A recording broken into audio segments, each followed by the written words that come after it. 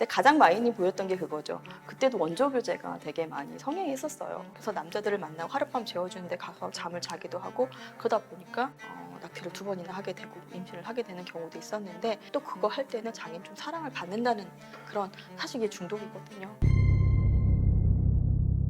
안녕하세요. 저는 가치 심리상담센터에서 센터장으로 일하고 있고 청소년 상담을 주로 하고 있는 김선희라고 합니다.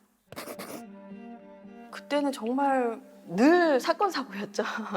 늘 사건 사고였고 바람자락이 없었어요. 어쩔 때는 어떤 아이가 막 겨울인데 슬리퍼 한 짝만 들고 막 뛰어들어온 아이도 있었고 매 맞다가 도망온 거예요. 그리고 슬리퍼 한 짝만 입고 맨발로 그 추운 그런 아이들도 있었고 근데 가장 많이 보였던 게 그거죠. 그때도 원조 교제가 되게 많이 성행했었어요. 원조 교제가 많이 보였었고 특히 그때는 뭐 스마트폰이 보급된 그 시절이 아니잖아요. 그러다 보니까 레이트온이라든지 아니면 그 블로그 카페가 굉장히 많이 성행돼 있었고 그 카페들을 만들어요.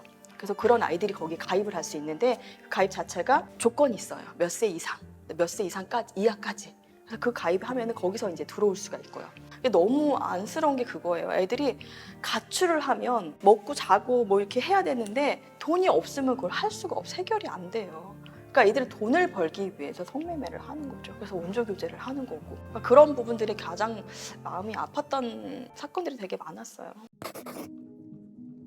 저희가 온 친구가 아버지가 가정폭력을 너무 심하게 자기가 갈비뼈가 2개 부러질 정도로 막 너무 심하게 때리는 애 중에 하나였어요. 근데 그 친구가 이제 그런 학대 그런 행위 때문에 상담을 받으러 왔는데 고등학교 3학년 19살인데 학교는 중퇴. 학교를 안 가요. 부모가 계속 때리다 보니까 아이가 집을 안 들어가는 거예요. 집을 안 들어가게 되고 근데 어머니가 계시잖아요. 근데 어머니가 그거를 보호해주지 못하시는 거예요. 아버지가 때리면 그냥 가만히 계시는 거예요. 그러니까 아이는 자기가 왜 맞아야 되는지 모르거든요. 근데 아버지 때리는 이유는 그거예요. 학생이 공부는 안 하고 맨날 밖에 나가 돌아다닌다. 일탈 행위부터 시작이 된 거죠, 얘는. 근데 부모가 나한테 관심을 안 가지고 막 이러니까. 근데 중요한 건 이 아이가 그렇게 나가서 하는 행동이 뭐였냐면 갈 데가 없잖아요, 사실은. 갈 데가 없고 밥도 먹어야 되고 뭐 잠도 자야 되고 하니까 그래서 성에 빠지기 시작한 거죠. 그래서 남자들을 만나고 하룻밤 재워주는데 가서 잠을 자기도 하고 그러다 보니까 낙태를 2번이나 하게 되고 임신을 하게 되는 경우도 있었는데 본인이 그 얘기를 하는 거예요. 안 하고 싶어요. 저 성관계 안 하고 싶은데 할 수밖에 없어요 라고 얘기하고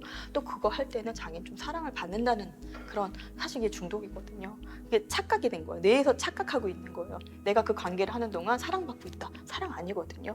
자기가 결핍되다 보니까 그 관계를 통해서 자기가 뭔가 안정감을 취한다는 거예요. 그래서 그런 것 때문에 상담을 받으러 왔었는데 사실은 지원 자체가 중간에 끊기는 바람에 더 길게 갈 수가 없는 상황이었어요. 그리고 아이도 이제 19살 되잖아요. 18, 19살 되면 고3 정도 되면 이제 성인의 인지를 갖고 있는 부분들이 좀 있어요. 그리고 얘가 중학교 1학년 때부터 그 행위가 이어졌기 때문에 거의 6년이잖아요. 6년 동안 중독되고 만성화되어 있기 때문에 정말 오랜 시간 동안 치료받지 않으면 안 되는 아이거든요. 근데 이게 적응이 안 되는 거예요. 얘를 설득해서 쉼터에도 넣어보기도 했었어요. 쉼터에 넣어보기도 했고 치료를 받아볼 것도 권유해보기도 했지만 못 견뎌요. 이 틀을 못 견디고 다시 또 나가버리고 결국 연락 두절하고 아이들은 연락 두절되면 방법이 없어요. 정말 예쁘게 생겼거든요. 아이가 예쁘장이 생겼는데 너무 안타깝고 부모는 아예 그냥 내놨어요. 거의 없는 자식 취급을 해버려요. 근데 그게 너무 안타까운 거죠. 부모가 바뀌어서 부모가 아이를 좀 뭔가 보듬어주고 하면은 아이들이 그래도 변화가 되거든요. 근데 부모가 내놨다고 하면은 일단 버림받았잖아요. 자기가 버림받으면 자기 가치에 대한 부분 자존감이 확 바다가 떨어져요. 그렇기 때문에 나는 가치 없는 사람이야. 나는 뭐 쓸모없는 사람이니까 내 몸 함부로 불러도 돼. 뭐 이까지 몽뚱하게 뭐가 된다고. 이렇게 되는 신념으로 바뀌어버리기 때문에 그게 너무 안타까운 거죠. 첫 번째가 그거죠. 저 바뀔 수 있을까요? 그게 너무 안타까워요. 이미 이렇게 됐는데 가능할까요? 그리고 또 한 가지는 뭐냐면 환경이에요. 환경은 근데 바꿀 수가 없거든요. 부모가 바뀔 수가 없어요. 그럼 저희는 그러거든요, 사실은. 물론 부모가 바뀌고 환경이 바뀌는 것도 중요하지만 본인이 바뀌는 게 가장 중요하다고 얘기를 해요. 변화 가능할 수 있다. 대신 너의 의지가 되게 중요하다. 그래서 아이들이 도움을 요청하는 부분이 그거예요. 제가 변화가 될 수 있을까요? 그러니까 자기는 새로운 삶을 살고 싶은 마음은 정말 많은데 이미 이렇게 되어 있기 때문에 이게 또 몸에 이게 또 습이 되어 있으니까 조절도 안 되고 자기 의지대로 안 되니까 본인도 자꾸 자포자기하는 부분들이 되게 많아요. 그리고 또 한 가지는 믿을 만한 어른들이 별로 없었다는 거 주변에. 그래서 잘 못 믿는 경우도 너무 안타까운 거죠. 제 말 믿으세요? 제가 그런 거 아세요? 이렇게 얘기해요. 정말 믿어? 진짜로 믿어요? 이렇게 얼마나 얘가 이렇게 그런 신뢰를 형성하지 못했으면 그럴까? 그런 부분들이 좀 안타까워요. 무료 상담도 사실은 없지는 않아요. 왜냐면 청소년 성문화센터라든지 청소년 뭐 상담센터라든지 이런 데는 이제 문의를 하면 이제 무료로 상담을 받을 수는 있거든요. 근데 제도적인 문제긴 하지만 무료 상담센터는 대기가 너무 길어요. 당장 지금 문제가 올라왔는데 한 3개월을 대기해야 된다. 뭐 이런 경우가 생길 경우에는 좀 안타까운 부분들이 있는 거죠.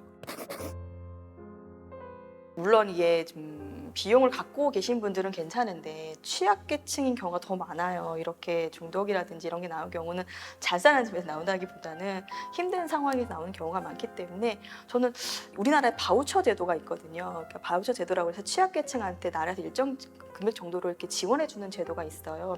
그래서 올해는 청년 마음이라고 또 바우처가 나와가지고 취업 못하고 힘든 청년들을 위해서 바우처가 나왔거든요. 그 바우처를 통해서 아이들 상담을 받는 부분들이 있는데 지원금이 많이 줄어들고 있어요. 예산들이 많이 줄고 그래서 그런 부분을 좀 예산을 좀 확충시켜주면 좋지 않을까 그런 안타까움이 피부로 느껴지는 거예요. 작년 다르고 재작년 다르고 올해 다르고 이러니까 바우처 제도에 있는 그 예산 자꾸 줄어드니까 대상이 5명 작년에 받았는데 올해는 2명밖에 못 받아 이렇게 되니까 그게 너무 안타까운 거죠.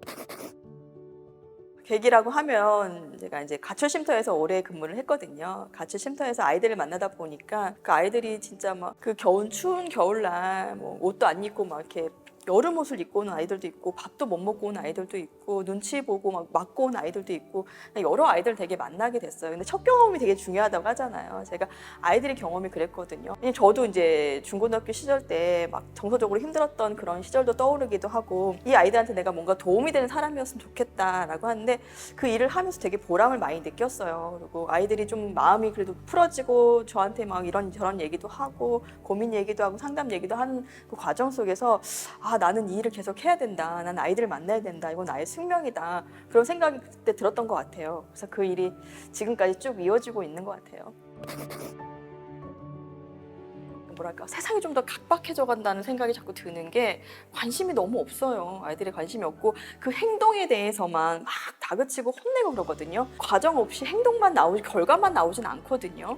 그 과정도 봐줘야 되는 건데 과정은 다 무시해버리고 행동에만 너무 포커싱을 하고 있는 부분들이 너무 안타까워요. 그래서 이 과정을 살펴주고 왜 이런 행동이 나올 수밖에 없는지를 좀 알아주고 그런 주변에 아이들이 있다면 좀 관심을 갖고 좀 살펴봐 줬으면 좋겠습니다.